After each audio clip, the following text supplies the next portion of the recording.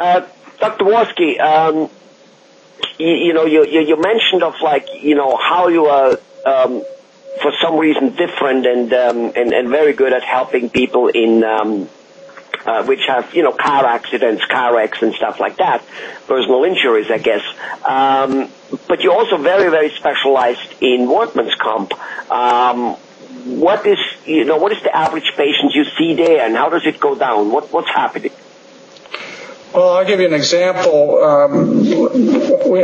We specialize in removing barriers to treatment.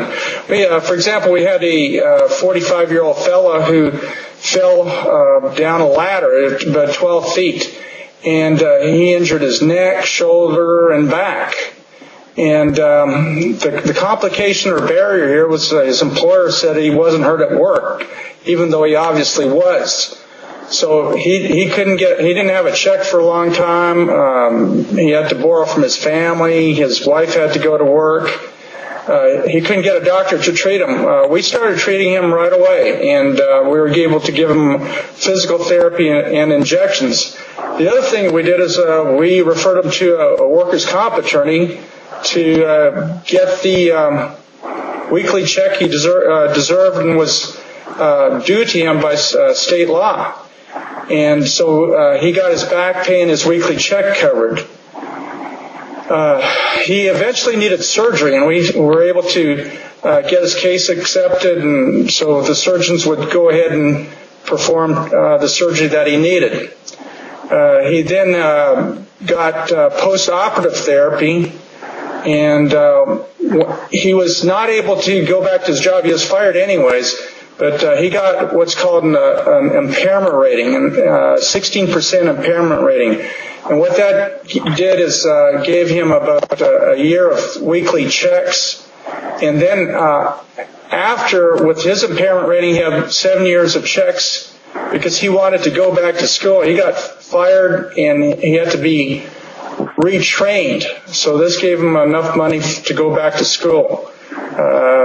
And we're planning also to do pain management on him because he got very depressed because of all his financial problems as a result of his injury, and he's depressed because of his chronic pain and inability to work, and he's very deconditioned. So if he goes to a new job, he wants to be able to be in top shape so he can work 40 hours a week.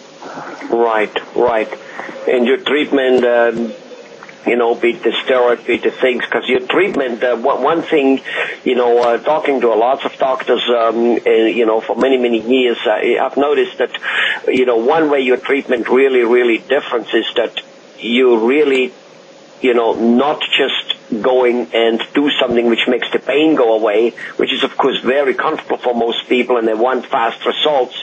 And while you yet make the pain go away as fast as possible with whatever you do, it seems to be that, drug treatment is simply not your first choice.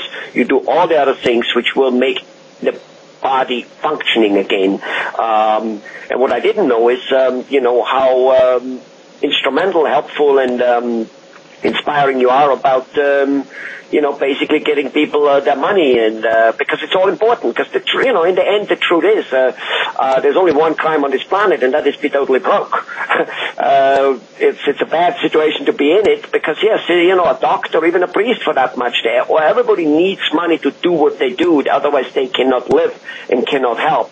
But you nevertheless have found ways to immediately get a person in treatment regardless of what. That's quite a thing. I think people should take notice of that who watch this video, and because that can make all the difference in the world. And then a guy getting a year of check and back payment, well, again, besides getting well, huge difference. Thank you very much. Anything else you have to say on that subject? Yes, we can remove the barriers, and we can get patients the weekly checks and the final settlements to compensate them for their injury. This is all according to state law, and they're entitled to it, and we can help them get it. So you fight on that side for him also, not just go and that's you and your lawyer and you and your company. I'm here, I do the treatment, I get my money. No, you actually are well versed in fighting for the patients in that area as well. Exactly. So that the patient isn't a patient and a victim. Correct. All right. Wonderful, Dr. Wolski. Thank you very much.